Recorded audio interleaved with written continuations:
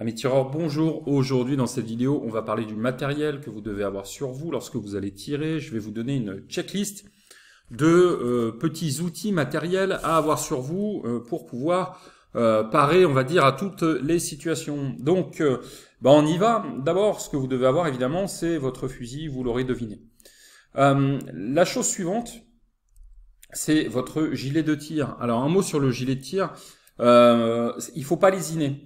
C'est un peu comme les cuissards pour ceux qui font du vélo.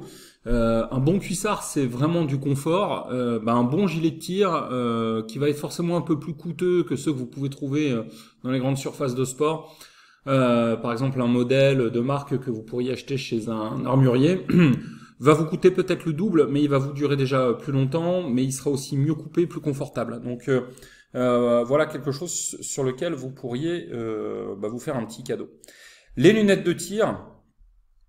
Les lunettes de tir, évidemment, on voit encore des gens qui tirent avec leurs verres correcteurs normaux. Moi, je vous conseille vraiment d'avoir des lunettes de tir. Alors, c'est un budget, d'accord, mais vous pouvez acheter des verres correcteurs et avoir et les faire monter sur des lunettes de tir, par exemple chez Pila, hein, qui est peut-être la marque la plus connue. Alors, un mot sur les lunettes de tir, mais pourquoi est-ce que c'est pratique? Il faut savoir que les lunettes de tir, elles sont normalement assez grandes. Et pourquoi elles sont assez grandes? Parce qu'en réalité, quand on est en position de tir, en général, on est un peu comme ça sur le fusil avec la tête qui est parfois un petit peu inclinée vers l'avant. On n'est pas tout à fait droit. Et donc le fait d'avoir des grandes lunettes, ça vous permet d'avoir toujours les yeux qui sont dans le champ des lunettes, ok? Puisque ça serait pas forcément le cas avec des verres plus petits. Si vous avez des verres correcteurs qui sont de petite taille, s'ils sont comme ça, évidemment, si vous regardez comme ça, vous passez par-dessus. Alors que les lunettes de tir sont grandes, et donc elles vous permettent de régler ça. Donc dans l'idéal, encore une fois, c'est un vrai budget, mais c'est d'en avoir deux paires. Une paire de verres orange et une paire de verres marron ou fumé, voilà, en fonction des conditions nuageuses ou de soleil. Petite chose utile, le protège-canon à mettre sur les chaussures. Hein, vous avez votre chaussure qui est comme ceci, et vous venez fixer au lacet un petit protège-canon en cuir qui vous permet de poser votre canon dessus. On voit parfois des tireurs qui mettent ça sur un petit carton. Bon, c'est quand même pas super pratique. Le mettre directement sur les chaussures, moi j'aime pas trop non plus, mais avoir le petit protège-canon, c'est quand même, à mon avis, la meilleure solution. Ça ne vaut que quelques euros. Un mot sur les chaussures. Prenez les chaussures antidérapantes. Ce serait ballot de glisser, donc les baskets, c'est bien. Parfois, en parcours de chasse, vous avez des stands où c'est un peu boueux. C'est bien d'avoir aussi des chaussures un peu plus type marche ou rando. Je pense que le mieux maintenant, c'est les chaussures de trekking, parce que c'est comme des baskets, donc c'est très léger, c'est antidérapant, et je trouve que c'est vraiment ce qu'il y a de mieux aujourd'hui pour ça. Alors évidemment, l'été ou l'hiver, on ajuste avec des chaussettes. N'oubliez pas de prendre vos chocs, vous l'auriez compris, j'imagine qu'ils sont dans la mallette de votre fusil. N'oubliez pas non plus votre clé à choc, même si vous trouverez bien toujours quelqu'un pour vous en prêter une. Voilà, il y a encore des chocs. Si vous n'avez pas des chocs inter-externes que vous vissez, il y a des chocs qui rentrent complètement dans le canon et il faut avoir une clé, sinon vous n'arriverez pas à les enlever. N'oubliez pas votre licence. Le mieux, c'est de l'avoir pareil dans la mallette du fusil. N'oubliez pas vos cartouches.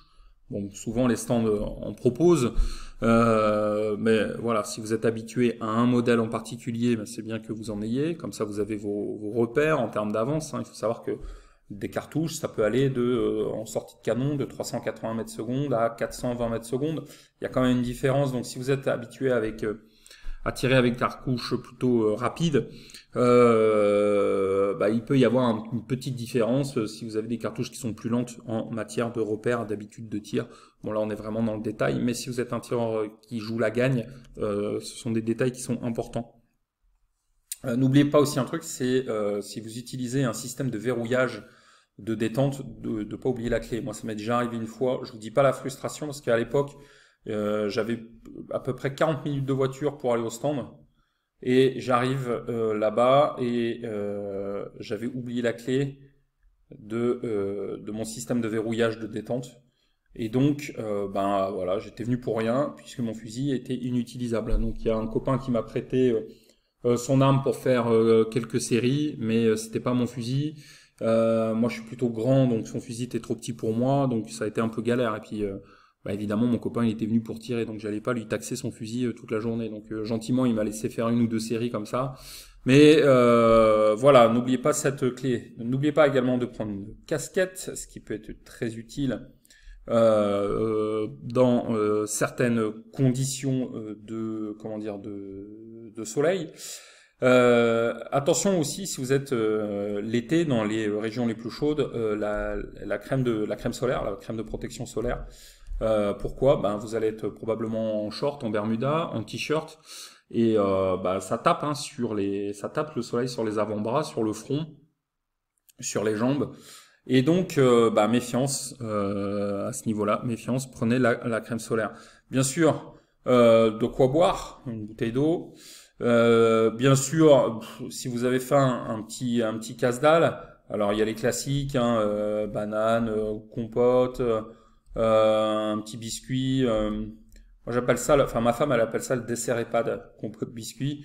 Vous savez, vous avez des petites compotes en gourde et des biscuits genre petit beurre. Si vous allez tirer tôt le matin et que en milieu de matinée vous avez un petit creux, vous pouvez grignoter ça. Ça marche bien. Les gens qui font du cyclisme, encore une fois, ça leur arrive de consommer ce genre de choses. C'est pas mal pour l'effort. Si vous en utilisez, n'oubliez pas de prendre vos gants de tir. J'ai discuté avec un tireur pas plus tard qu'hier, qui était un ancien cavalier du Cadre Noir de Saumur. Il me dit moi j'ai tenu la bride des chevaux avec des gants pendant des années. J'arrive pas à faire une activité physique sans gants. Je tire avec des gants. Moi, je tire sans gants, mais bon, voilà. Lui, il tire avec des gants. Autre astuce, n'oubliez pas le répulsif à moustiques. Ça, c'est pareil. Hein. Il y a des régions ou des moments de l'année où on peut se faire bouffer de moustiques et c'est vraiment pas agréable. Donc, le répulsif à moustiques. N'oubliez pas un petit détail. Ça, c'est plus l'hiver. Le baume à lèvres. Pour pas avoir les lèvres gercées. Moi, à un moment, je tirais dans le nord de la France. Je peux vous dire que l'hiver, j'avais la chance d'être dans un stand qui était ouvert toute l'année. L'hiver, on n'était pas très très nombreux sur le stand et quand il y a du vent et tout, on se caillait les miches. Hein. Donc le baume à lèvres, c'est pas n'importe quoi, ça peut être très utile.